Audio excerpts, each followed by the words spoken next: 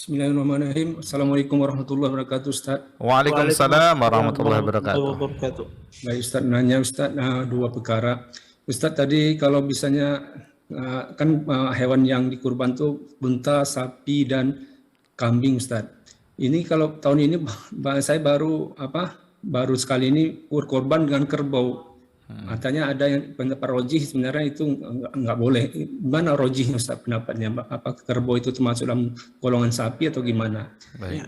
Kemudian yang kedua Ustaz, ada kan kita nggak boleh motong bulu tapi kebiasaan saya saya itu mencukur kumis Ustaz. Karena dalam hadis kan katanya merapikan atau memotong. Kalau kita cukur habis itu apakah termasuk merapikan atau gimana? Dan juga di bawah ini Ustaz. Karena biasanya saya kalau kumis saya ada itu saya flu gitu. Demikian Ustaz. Itu berkaitan dengan kurban, Abu Marsa? Boleh ke korban juga atau yang di luar itu. Biasanya gitu. tiap pekan saya mencukur. Oh gitu. Baik. Baik. Jazakallah khairan. Assalamualaikum warahmatullahi wabarakatuh. Waalaikumsalam warahmatullahi wabarakatuh. Nah, Ustaz. Ya. Jazakumullah khair atas pertanyaannya. Beliau pertama menanyakan tentang masalah apakah boleh berkorban dengan sapi, ya. Kerbau, Maka berkorban dengan sapi, ya, atau berkorban dengan kerbau, ya, maka itu boleh. Ya. Kenapa? Karena kerbau itu bagian dari bakarah, bagian dari sapi. Ya, kerbau itu bagian dari sapi. Walaupun ya sebagian orang Arab itu tidak ma'ruf bagi mereka tentang kerbau ini. Ya. Tetapi kerbau itu bagian dari spesies sapi, maka boleh dia dikorbankan. Dan para ulama di antaranya Syekh Utsaimin rahimahullah taala ditanya tentang masalah ini, kata beliau boleh seseorang berkorban dengan kerbau karena dia bagian dari sapi. Ini poin yang pertama. Kemudian yang kedua tentang masalah kumis, ya. Apakah kumis tersebut, ya, ini ada bercabang pertanyaan yang kedua ini. Ya. Apakah kumis itu boleh dipendekkan atau boleh dilarap sampai habis, ya? Ataukah juga ketika di waktu kita berkorban boleh kita mencukur kumis sampai habis? Karena kalau ada biasanya bersin, sakit dan seterusnya.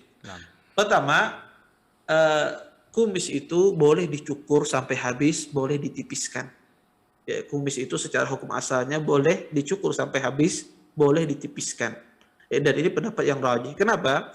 Karena hadisnya datang dengan dua lafaz ini. Kata Nabi SAW, qassu asyawarib.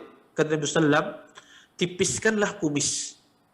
Di dalam sebagian riwayat kata Nabi SAW, juzzu syawarib. Juzzu itu artinya mengambil sampai ke akar-akarnya. Artinya dihabiskan, dilarap sampai habis. Maka kedua-duanya datang. Lafaz qassu syawarib dengan juzzu, kedua-duanya datang dari Nabi SAW. Makanya kata para ulama, boleh seseorang ketika kumis ini boleh dia tipiskan, ya, dia tipiskan, boleh dia cukur sampai habis atau dilarap sama dia sampai habis. Kedua-duanya boleh. Walaupun ada sebagian ulama tidak membolehkan, di antaranya Imam Malik. Kata Imam Malik, orang yang melarap sampai habis itu innaha muslah, kata beliau. Itu mengubah ciptaan Allah Subhanahu wa taala. Ya, mengubah ciptaan Allah. Tetapi kita katakan ini kurang kuat pendapat demikian. Kenapa? Karena hadis Nabi datang kedua-duanya. Ya, dengan membolehkan bercukur dan diperbolehkan untuk dilarap sampai habis, ya. Maka insya Allah tidak mengapa kalau orang tersebut ingin mencukur kumisnya sampai habis atau ingin dia tipiskan. Kedua-duanya dia melakukan perbuatan sunnah dari Nabi SAW. Mengenai apakah boleh kita mencukur kumis ini ketika di waktu 10 awal bulan Dzulhijjah sebelum hewan kurban kita disembelih, boleh tidak? Karena kalau tidak dicukur, saya mungkin flu, ada penyakit dan seterusnya. Maka para ulama mengatakan asalnya tidak boleh. Ya, asalnya tidak boleh. Tapi kalau ada hajah, ada keperluan semacam ya dia menimbulkan mudarat bagi dia, menimbulkan penyakit bagi dia, maka diperbolehkan. Sebagaimana Nabi SAW memperbolehkan seorang sahabat yang mencukur rambutnya ketika ada kutu di rambutnya, ya, ada kutu sehingga dia tidak bisa berhaji, disuruh oleh Nabi SAW untuk mencukur rambutnya. Maka kalau ada hajat tidak ada masalah. Boleh orang tersebut dia mencukur kumisnya kalau seandainya itu menimbulkan mudarat, menimbulkan penyakit bagi dia, maka diperbolehkan. Ya. Tapi kalau seandainya tidak menimbulkan mudarat, ya tidak menimbulkan penyakit bagi dia, maka dia biarkan sampai tanggal 10 Zulhijjah disembelih hewannya. Wallahu taala a'lam.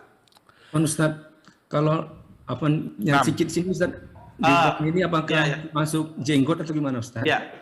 Adapun yang di bawah sini ini disebut dengan istilah al-anfaqah. Ya, dalam bahasa Arab disebut dengan istilah al-anfaqah.